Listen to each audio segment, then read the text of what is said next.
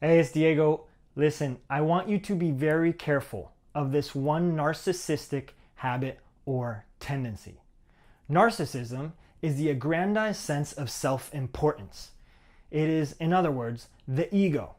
And we need to be very careful not to jump on this fad.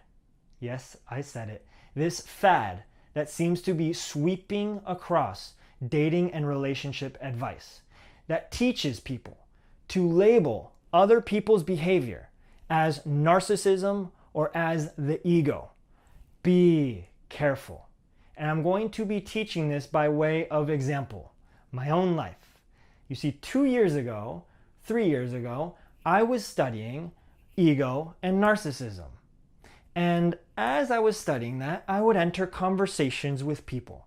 And the instant that they would start describing to me their profession or the place they went to on vacation, I would deem that as narcissism, as ego.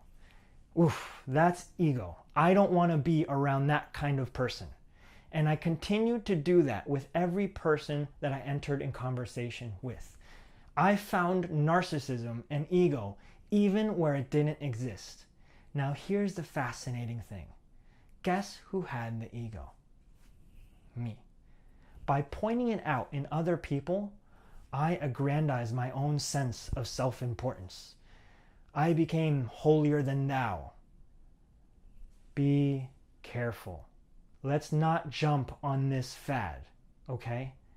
Realize that every human being has a need to be important.